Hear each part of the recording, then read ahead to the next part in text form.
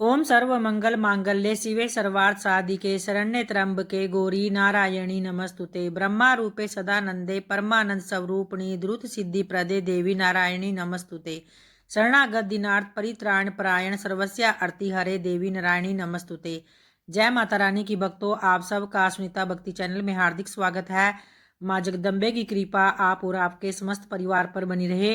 भक्तों, आज है 25 मार्च 2026 और दिन है बुधवार का। तो आज है चैत्र नवरात्रि का 7वां दिन और 7वें दिन माँ कालरात्रि की पूजा आराधना की जाती है। तो आप सबको चैत्र नवरात्रि के शुक्ल सप्तमी की हार्दिक शुभकामनाएं। और आइए अब श्री दुर्गा सप्तशती पाठ को प्रारंभ करते हैं, जिसमें आज 12वें अध्याय में देवी के चरित्रों के पाठ के महात्म्य का वर्णन करेंगे। और आइए अब उससे पहले देवी कवच को प्रारंभ करते हैं।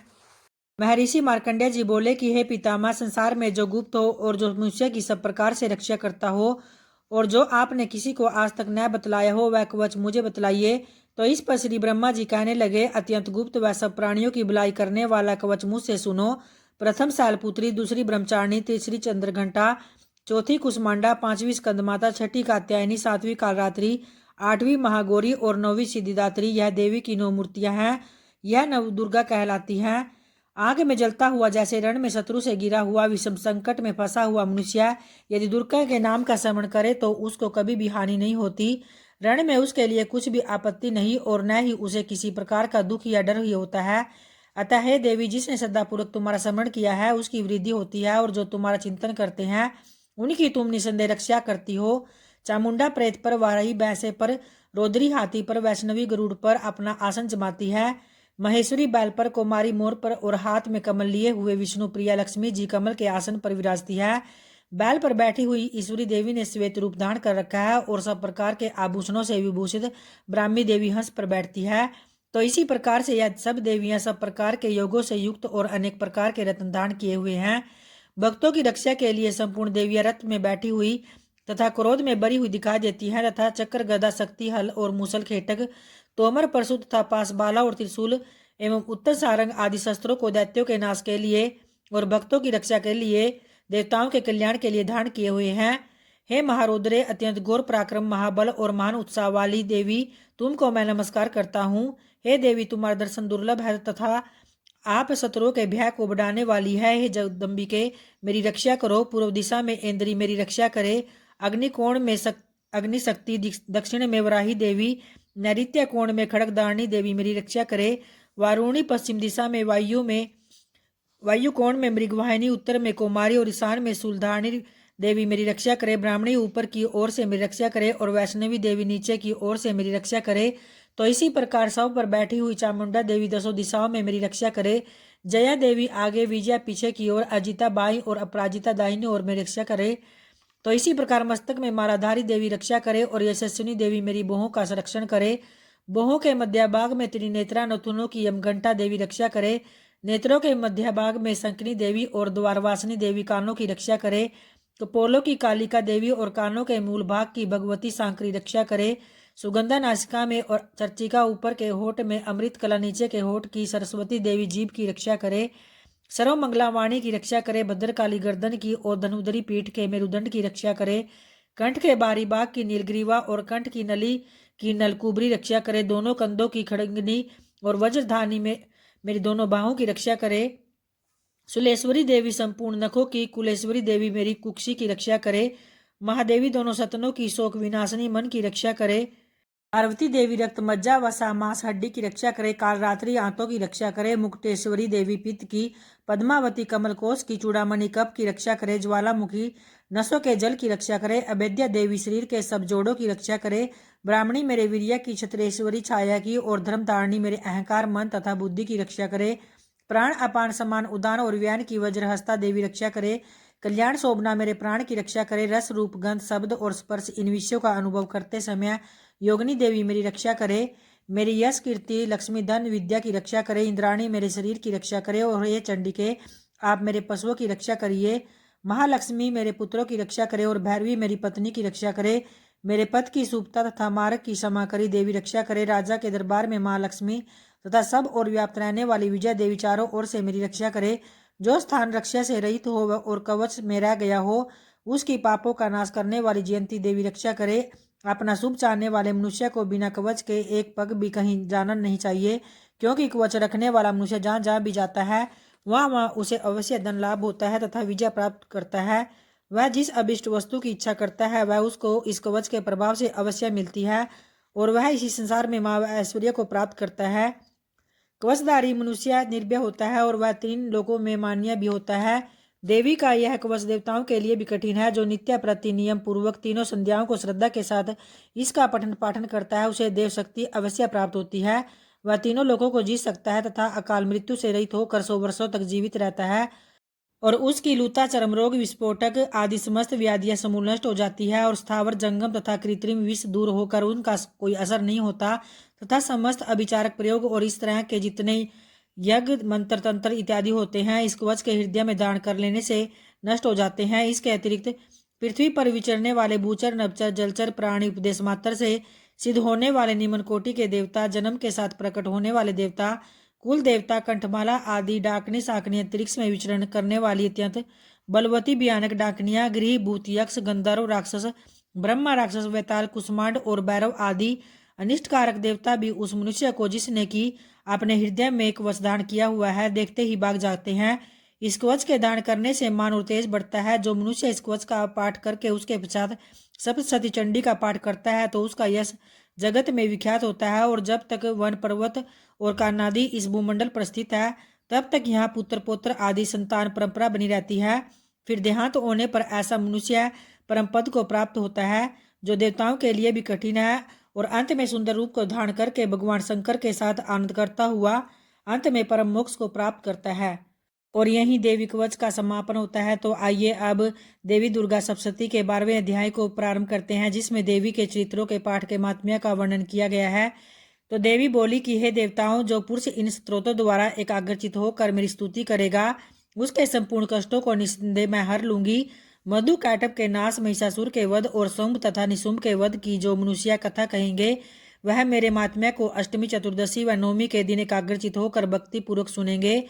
उनको कभी भी कोई पाप न रहेगा। पाप से उत्पन्न हुई विपत्ति भी उनको न सताएगी। उनके घर में दरिद्रता न होगी और न ही उनको प्रियजनों का बिछोह होगा। उनको किसी प्रकार का भय न होगा। इसलिए प्रत्येक मनुष्य को भक्ति पूर्वक मेरे इस कल्याणकारक महात्म्य को सदा पढ़ना और सुनना चाहिए। मेरा यह महात्म्य महामारी से उत्पन्न हुए संपूर्ण उपद्रवों को एवं 3 प्रकार के उत्पातों को शांत कर देता है। जिस घर व मंदिर में या जिस स्थान पर मेरा यह स्त्रोत विधि पूर्वक पढ़ा जाता है तो उस स्थान का मैं कभी भी त्याग नहीं करती और वहाँ सदा ही मेरा निवास रहता है। बलिदान, पूजा, होम तथा महोत्सव में यह मेरा चरित्र उच्चारण करना तथा सुनना चाहिए। तो ऐसा हवन या पूजन मनुष्य चाहे जानकर या बिना जाने करे तो मैं उसे तुरंत ग्रहण कर लेती हूँ। और शरद काल में प्रत्येक वर्ष जो महापूजा की जाती है उसमें मनुष्य भक्ति पूर्वक मेरा यह महात्म्य सुनकर सभी विपत्तियों से छूट जाता है और धन धान्य तथा पुत्रादि से संपन्न हो जाता है। और मेरे इस महात्म्य व कथाओं इत्यादि को सुनकर मनुष्य युद्ध में निर्भय हो जाता है और महात्म्य के श्रवण करने वाले के शत्रु भी नष्ट हो जाते हैं तथा कल्याण की उन्हें प्राप्ति होती है और उनका कुल आनंदित हो उठता है। सब कष्ट शांत हो जाते हैं तथा भयंकर स्वप्न दिखाई नहीं देते और न ही घरेलू दुख इत्यादि सब मिट जाते हैं। बाल गृहों में ग्रसित बालकों के लिए यह मेरा महात्म्य परम शांति का देने वाला है। मनुष्य में फूट पड़ने पर यह भली भांति मित्रता करवाने वाला है। मेरा यह महात्म्य मनुष्य को मेरी जैसी सामर्थ्य की प्राप्ति करवाने वाला है। पुष्प, अर्घ, धूप, गंध, दीपक इत्यादि सामग्रियां द्वारा पूजन करने से, ब्राह्मण को भोजन करा के, हवन करके, प्रतिदिन अभिषेक करके, नाना प्रकार के भोगों को अर्पण करके और प्रत्येक वर्ष दान इत्यादि करके जो मेरी आराधना करेगा और उससे मैं जैसे प्रसन्न हो जाती हूँ वैसे ही प्रसन्न मैं इस चरित्र के सुनने से हो जाती हूँ। तो यह महात्म्य श्रवण करने पर पापों को हर लेता है तथा आरोग्य प्रदान करता है। मेरे प्रादुर्भाव का कीर्तन दुष्ट प्राणियों से रक्षा करने वाला है, युद्ध में दुष्ट दैत्यों का संहार करने वाला है। तो इनके सुनने से मनुष्य को शत्रुओं का भय नहीं रहता। अतः हे देवताओं, तुमने जो स्तुति की है अथवा ब्रह्मा जी ने जो मेरी स्तुति की है वह मनुष्य को कल्याणमयी बुद्धि प्रदान करने वाली है। वन में जैसे सूने मार्ग में अथवा दावनल से गिर जाने पर वन में चारों ओर से गिरा हुआ या शत्रुओं द्वारा पकड़ा हुआ, जंगल में सिंहों से, व्याघ्रों से या जंगली हाथियों द्वारा पीछा किया हुआ, राजा के क्रुद्ध हो जाने पर, मारे जाने के भय से, समुद्र में नाव के डगमगाने पर, भयंकर युद्ध में फंसा हुआ होने पर, किसी भी प्रकार की पीड़ा से पीड़ित, घोर बाधाओं से दुखी हुआ, मनुष्य मेरे इस चरित्र को स्मरण करने से संकट से मुक्त हो जाता है। मेरे प्रभाव से सिंह, चोर या शत्रु इत्यादि दूर भाग जाते हैं और पास नहीं आते। तब मैं ऋषि कहते हैं कि प्रचंड पराक्रम वाली भगवती चंडिका यो कहने के पश्चात सब देवताओं के देखते ही देखते अंतर्ध्यान हो गई और संपूर्ण देवता अपने शत्रुओं के मारे जाने पर पहले की तरह यज्ञ भाग का उपभोग करने लगे और उनको अपने अधिकार फिर से प्राप्त हो गए तथा युद्ध में देवताओं के शत्रुओं शुंभ व निशुंभ के देवी के हाथों मारे जाने पर बाकी बचे हुए राक्षस पाताल की ओर चले गए। हे राजन, इस प्रकार भगवती अंबिका नित्या होती हुई भी बार बार प्रकट होकर इस जगत का पालन करती है, इसको मोहित करती है, जन्म देती है और प्रार्थना करने पर समृद्धि प्रदान करती है। अतः हे राजन, भगवती ही माँ प्रलय के समान महामारी का रूप दान करती है और वही संपूर्ण ब्रह्मांड में व्याप्त है और वही भगवती समय समय पर महाकाली तथा महामारी का रूप बनाती है और स्वयं अजन्मा होती हुई भी सृष्टि के रूप में प्रकट होती है। वह सनातनी देवी प्राणियों का पालन करती है और वह मनुष्य के अबुद्धिया के समय घर में लक्ष्मी का रूप बनाकर स्थित हो जाती है तथा अभाव के समय दरिद्रता बनकर विनाश का कारण बन जाती है। पुष्प, धूप और गंध आदि से पूजन करके उसकी स्तुति करने से वह धन एवं पुत्र देती है और धर्म में शुभ बुद्धि को प्रदान करती है। तो इस तरह से भक्तों, आज श्री दुर्गा सप्तशती पाठ का 12वां अध्याय यह संपन्न होता है। और आइए आज माँ दुर्गा का ध्यान करते हुए उनकी आरती को प्रारंभ करते हैं।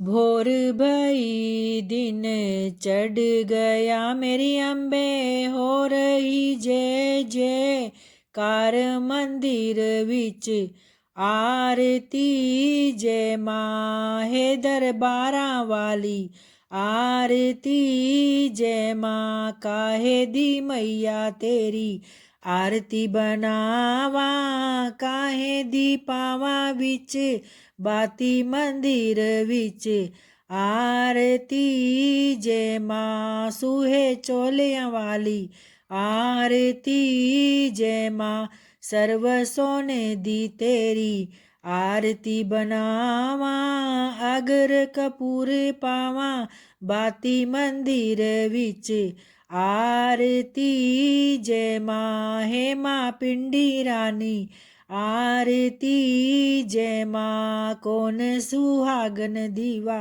बालिया, मेरी अम्बे कौन जागेगा सारी रात मंदिर विच, आरती जय माँ सचिया जोता वाली, आरती जय माँ सर्व सुहागन दीवा बालिया, मेरे अम्बे जोत जागेगी सारी रात मंदिर विच, आरती जय माँ हे माँ त्रिकुटा रानी, आरती जय माँ जुग जुग जीवे तेरा जमुवे दा राजा, जिस तेरा भवन बनाया मंदिर विच, आरती जय माँ हे मेरी अम्बे रानी, आरती जय माँ सिमरत चरण तेरा ध्यानु यस गावे, जो ध्यावे सोयो